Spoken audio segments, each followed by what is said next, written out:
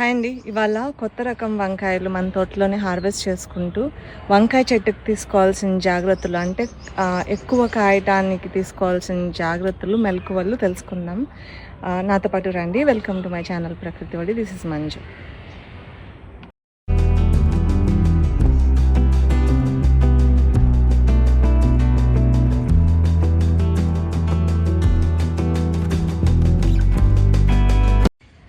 వంకాయ చెట్టు ఇలా ఉంది కదా, ఇప్పుడు ఎలా ఉన్న ఆకులు అట్లనే వదిలేస్తే కాయలు సరిగా రావన్నమాట, ఆకు ఎక్కువ వచ్చేస్తుంది.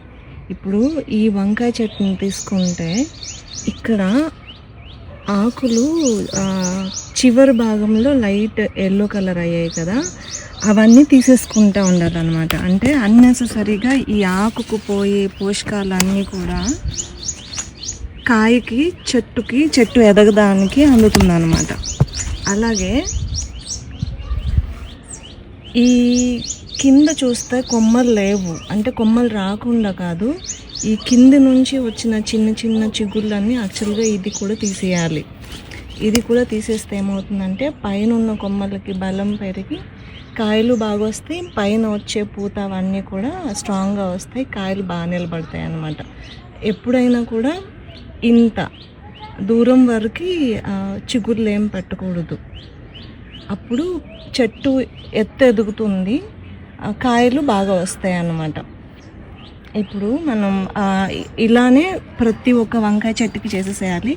నేను ఆల్రెడీ ఇది చేశాను. ఇప్పుడు ఈ వంకాయ చెట్లకి 53 రోజులు అన్నమాట వయసు.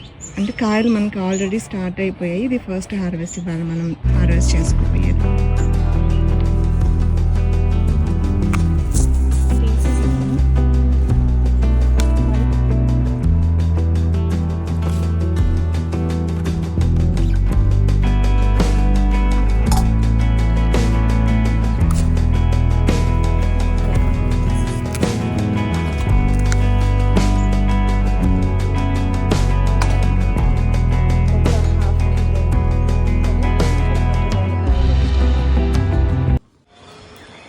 ఇవి ఇవాళ మన తోటలో హార్వెస్ట్ చేసుకున్న కొత్త వంకాయలు.